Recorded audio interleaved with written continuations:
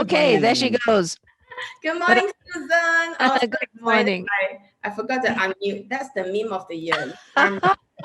You're on mute. I But was now, about now to. No, That's that's the the thing. big mistake. Damn. We've been spending so much time on Zoom, and I always get this unmute, unmute. Can't see you. Turn the video on. I will miss that. well, Maxine, we're Thanks going to be for talking having about public speaking today, and we know that sooner or later we're going to have more of such physical events coming back, and hopefully in phase 3, where we can not only just attend, but maybe we'll have the opportunity to be the one speaking on stage in person. Is that your expectation as well? Oh, absolutely. Because I was thinking, not just thinking, I've also been seeing more and more events going public and more situations where my personal coaches would come to me. They said, I have to make a speech at the next town hall in the next phase. So what should I say? Should I say something different? How should I look? And some of them are still doing it virtually and they've been asking advice like, help me, I need to be speaking publicly. So you're right, Stanley, there's more and more demand for that in the coming months. So let's talk about this, Maxine. It's a very interesting conversation today, actually, because over the last 9 months, we've had to get used to what you're doing now, right? Talking to us via Zoom. And many of us have had to video conference and do our meetings and town halls via Zoom.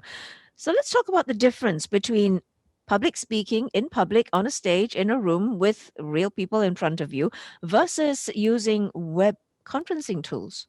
Oh, that is such a huge difference. I think for a fact, for myself, being such an extrovert, I derive my energy from humans, like physically right in front of me. When they smile, when they laugh at my jokes, or when they clap, I can hear them. It's all gone virtually. Even if they turn on their videos, which I strongly discourage, which I mentioned a few months ago, it gives them headache. You can't really see their expressions or feel their vibes via a virtual platform.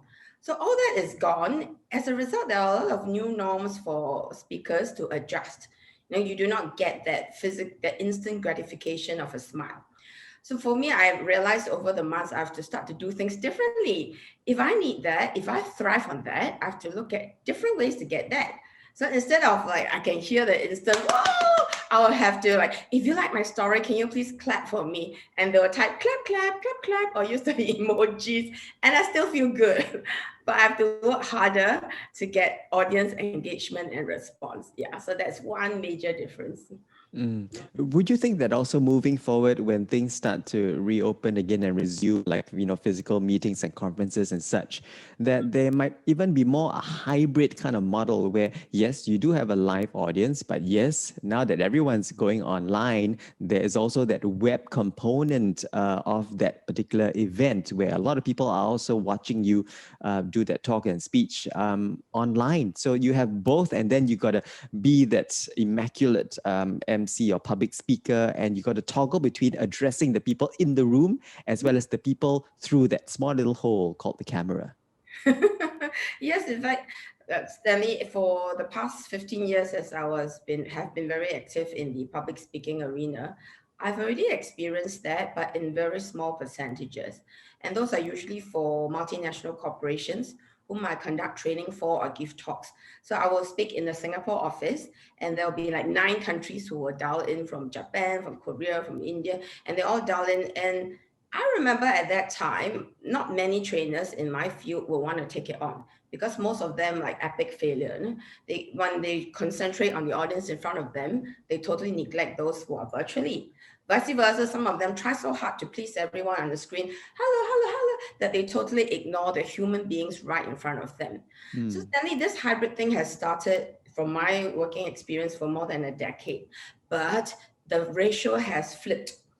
Previously, if I would say 90% face-to-face, 10% virtual come face-to-face, now it's like 90% hybrid plus 10% where it's totally face-to-face. And I'm saying that from not just my personal experience. I have clients who have already booked me for the whole of next year, and it's 100% virtual. There are also clients who have said that I've got a big team of a few hundred people, but 100 of them will be in the room in front of you, but the other few hundred will be dialing in from overseas. And more of such phenomena has already appeared. that's why I would say that if there's any big benefit that came out from this whole COVID-19 situation, is we really fast forwarded our world in terms of its receptiveness to this kind of hybrid combination. So yeah, it's a huge trend. Many people have expressed a fear Mm. of speaking in public, and I'm sure you've heard that time and time again, not just from clients, but from everyone. But because we've had to seclude ourselves for the most part when it comes to work, many things have been held over Zoom and all the various web devices and web tools. Have people become less afraid of speaking in public, especially when you either mute your video, you don't have to see anybody? Is that one hurdle? I love that question when I first heard it a few months ago, Susan, because I thought that, because you may not believe it, okay, Stanley may not believe it, but I'm an introvert by nature. Really, I grew up like really shy and Cannot believe it, yes. I train myself. That's why I inspire people that it can be done. So my first thought when I realized that, oh, this is virtually, I can hide behind the scene. I don't have to look at people's faces, and that will make me more at ease. I thought that would be the case, but no, it became even scarier because I wondered if they're even listening.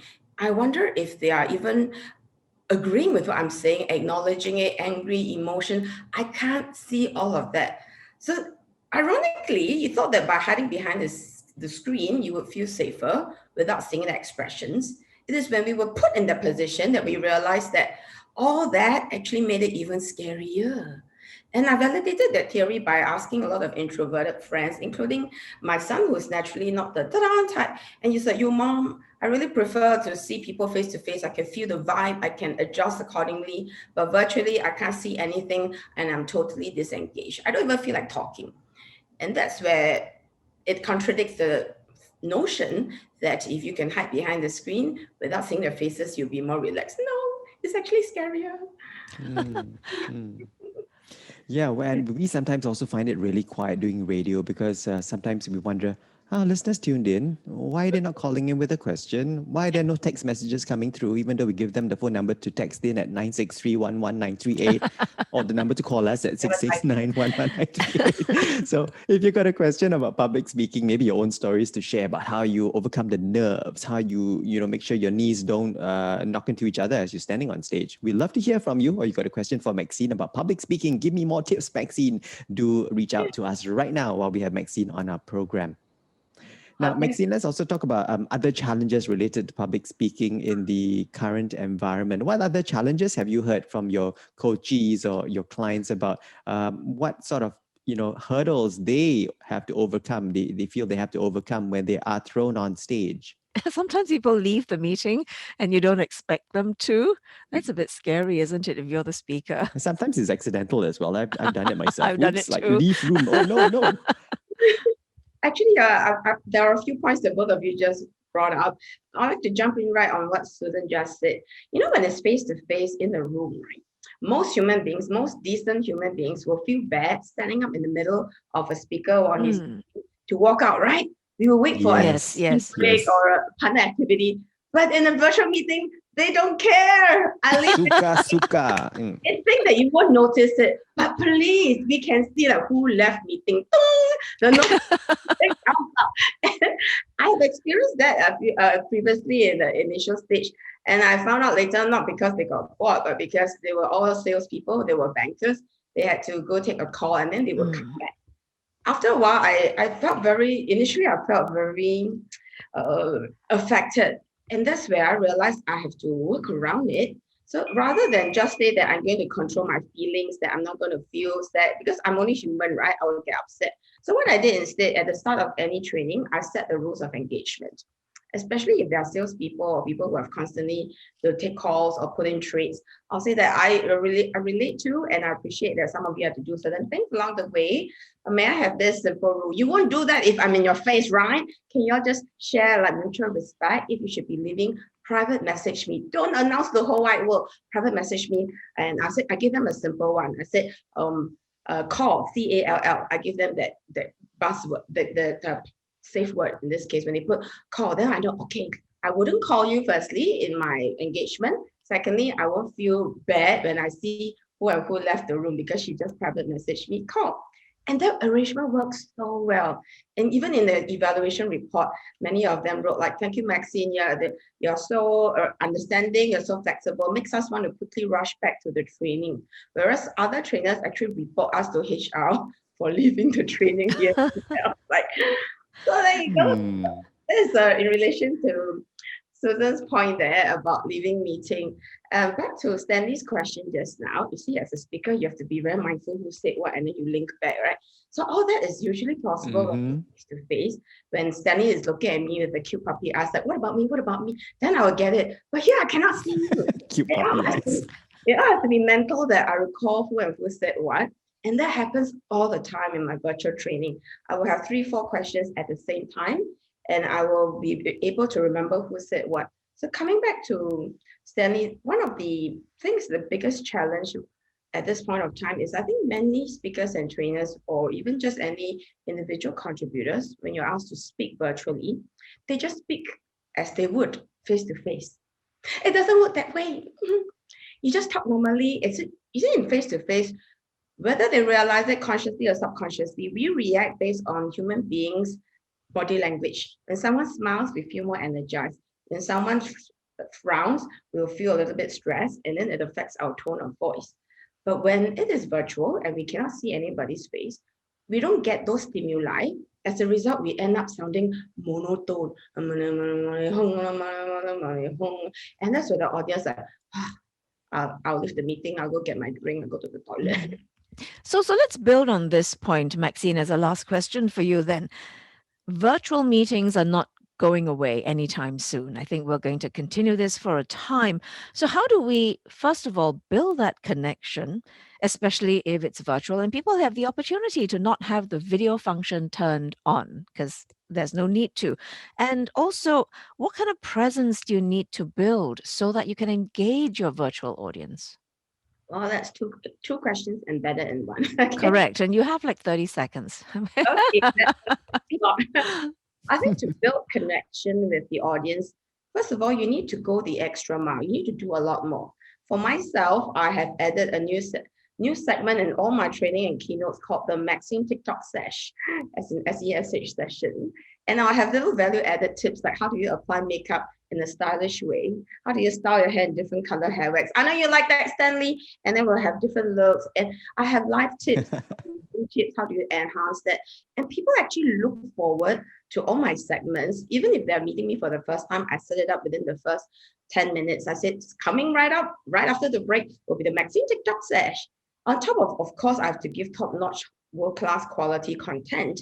And together, it differentiates you from if I just watch a webinar, a pre-recorded session, because the audience has an opportunity to ask questions. Where do I buy it from? How do I apply it?